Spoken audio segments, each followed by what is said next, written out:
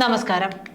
Excise വകുപ്പിൽ വനിതാ civil excise ഉദ്യോഗസ്ഥർ തമ്മിലുള്ള പോര് രൂക്ഷമാകുകയാണ്. വർഷങ്ങൾക്ക് മുമ്പ് ആരംഭിച്ച തമ്മിലടിയും പരദൂഷണം പറച്ചിലും അതിരുകടന്നതോടെ സംഭവിക്കാൻ പാടില്ലാത്ത കാര്യങ്ങളാണ് ഇപ്പോൾ വകുപ്പിൽ ഉണ്ടായിട്ടുള്ളത്. വകുപ്പിനുള്ളിൽ നടക്കുന്ന വിഷയങ്ങളിൽ പുരുഷ ഉദ്യോഗസ്ഥരും ഉൾപ്പെടുന്നുണ്ടെന്നാണ് ലഭിക്കുന്ന രഹസ്യ വിവരം. വകുപ്പിനകത്തുണ്ടാകുന്ന പ്രശ്നങ്ങൾ പുറത്തറിയിക്കുകയോ മേലധികാരികളോട് റിപ്പോർട്ട് ചെയ്യുകയോ ചെയ്താൽ റിപ്പോർട്ട് ചെയ്യുന്ന വനിതാ ഉദ്യോഗസ്ഥർക്ക് വകുപ്പ് തല നടപടികളും ട്രാൻസ്ഫറും ഉറപ്പ്.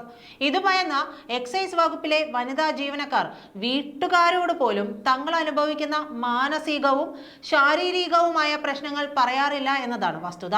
വകുപ്പിൽ തൊഴിൽ പീഡനങ്ങൾ സംബന്ധിച്ച പരാതികൾ കൈകാര്യം ചെയ്യുന്നതിൽ സ്ത്രീവിരുദ്ധ നിലപാടാണ് എടുക്കുന്നതെന്ന് വർഷങ്ങൾക്ക് മുമ്പേ ജീവനക്കാരികളുടെ പരാതിയും ഉണ്ടായിരുന്നു. എന്നാൽ ഈ പരാതിക്ക് പുരുഷ മേലുദ്യോഗസ്ഥർ നൽകുന്ന പരിഗണന ചവറ്റുകൊട്ടയാണ്. വനിതാ ഉദ്യോഗസ്ഥർ നൽകുന്ന പരാതികളിൽ പ്രധാനമായും പേരോ മേൽവിലാസമോ ജോലി ചെയ്യുന്ന സ്ഥലമോ ഒന്നും വെക്കാറില്ലായിരുന്നു. ഇത്തരം പരാതികൾ പരിഗണിക്കേണ്ടതില്ലെന്ന നിലപാടാണ് വകുപ്പ് അധികൃതർ എടുത്തിരുന്നത്. ആ തീരുമാനം ഇപ്പോഴും തുടരുകയാണ്. പരാതിക്കാരിക്ക് പേര് വെക്കാൻ ഭയം ഉണ്ടാകാൻ കാരണം എന്തായിരിക്കുമെന്ന് ജനാധിപത്യ രാജ്യത്ത് ജീവിക്കുന്നവർക്ക് മനസ്സിലാക്കാൻ സാമാന്യ ബുദ്ധി മാത്രം മതിയാകും. പരാതികളിൽ പേരോ മേൽവിലാസമോ ഇല്ലെങ്കിൽ ഇത്തരം പരാതികളെ വകുപ്പിലെ ഉദ്യോഗസ്ഥർ വിളിക്കുന്ന അപര നാമമാണ് മൊട്ടപ്പരാതികൾ. എക്സൈസിന്റെ ഭൂരിഭാഗം റെയ്ഡുകളും നടക്കുന്നത് രഹസ്യ വിവരത്തിന്റെ അടിസ്ഥാനത്തിലാണ്. ചിലത് ശരിയാകും, ചിലത് ചീറ്റിപ്പോകുമെങ്കിലും വിവരം ലഭിച്ചാലുടൻ സടകുടഞ്ഞെണീക്കുന്ന എക്സൈസ് സംഘം പിന്നെ കരിമ്പിൻകാട്ടിൽ ആന കയറുന്നത് പോലെയുള്ള നീക്കമാണ് നടത്തുന്നത്. അപ്പോഴും ഈ രഹസ്യ വിവരം ആരാണ് തന്നതെന്നോ എവിടെ നിന്ന് വന്നെന്നോ ഉള്ള വിവരം എക്സൈസ് ഉദ്യോഗസ്ഥർക്ക് പോലും ഉണ്ടാകില്ല എന്നതാണ് സത്യം. അതായത് വിവരം നൽകുന്നത് എക്സൈസ് ഉദ്യോഗസ്ഥരുടെ ഭാഷയിൽ പറഞ്ഞാൽ അജ്ഞാതനാണ്. ഇങ്ങനെ ഒരു ക്രെഡിബിലിറ്റിയും ഇല്ലാത്ത അജ്ഞാതൻ ഫോണിൽ വിളിച്ച് വിവരം നൽകുമ്പോൾ ആനയും അമ്പാരിയും എല്ലാമായി റെയ്ഡ് നടത്തുന്ന എക്സൈസ് ഏമാന്മാരാണ് സ്വന്തം വകുപ്പിലെ വനിതാ ജീവനക്കാരുടെ പേര് വയ്ക്കാത്ത പരാതി എന്താണെന്ന് പോലും അന്വേഷിക്കാൻ തയ്യാറാകാത്തത് എന്നതാണ് കോമഡി.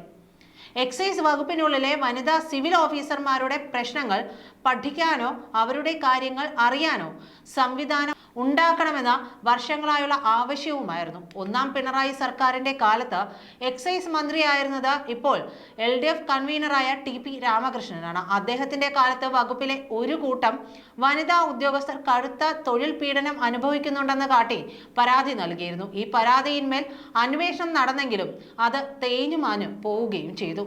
വകുപ്പിലെ എല്ലാ വനിതാ ഉദ്യോഗസ്ഥരിൽ നിന്നും പരാതിയില്ലെന്ന് എഴുതി ഒപ്പിട്ട് വാങ്ങിയാണ് അന്വേഷണം അവസാനിപ്പിച്ചത്. കമ്മീഷണർ മുതൽ പ്രിവന്റീവ് ഓഫീസർ വരെയുള്ള തസ്തികകളിൽ എല്ലാം പുരുഷ ഉദ്യോഗസ്ഥരാണ് എക്സൈസിൽ ഉണ്ടായിരുന്നത്.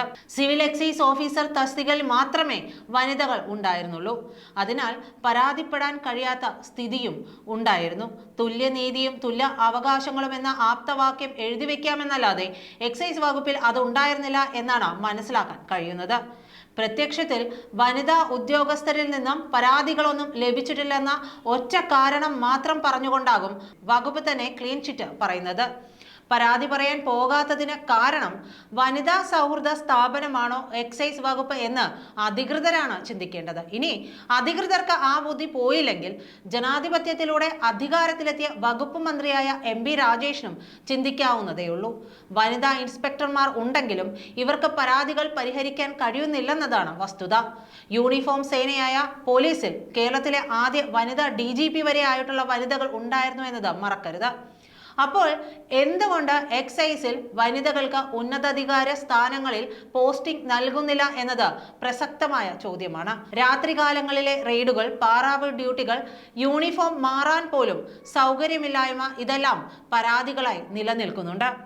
വകുപ്പിൽ ശക്തരായ വനിതാ മേലുദ്യോഗസ്ഥർ ഉണ്ടായിരുന്നുവെങ്കിൽ പരിഹാരം കാണാൻ അവർ മുന്നിട്ടിറങ്ങിയേനെ എന്നത് സ്വന്തം വീടുകളിൽ അമ്മ പെങ്ങന്മാർ ഉള്ളവർക്ക് ബോധ്യമാകുന്ന കാര്യമാണ്.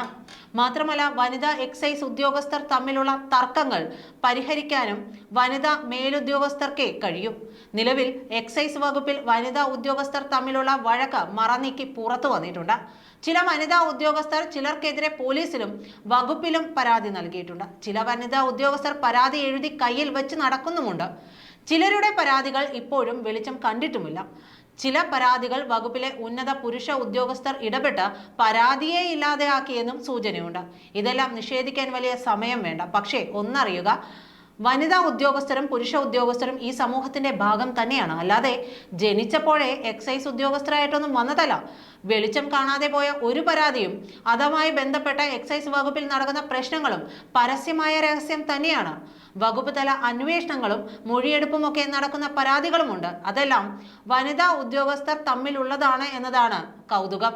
സർക്കാരിന് ചെയ്യാനാവുന്നത് വനിതാ ഉദ്യോഗസ്ഥരുടെ കുറവ് പരിഹരിക്കാൻ കഴിയുമോ എന്നത് മാത്രമാണ്. അതുണ്ടായാൽ പരാതികൾ പരിഹരിക്കപ്പെടുകയോ നടപടിയെടുക്കുകയോ ചെയ്യാനാകും. അല്ലാതെ വനിതാ ഉദ്യോഗസ്ഥരുടെ പ്രശ്നങ്ങളിൽ പുരുഷ ഉദ്യോഗസ്ഥർക്ക് ഇടപെടുന്നതിലും പരിഹാരം കാണുന്നതിലും പരിമിതികളുണ്ട്. നന്ദി.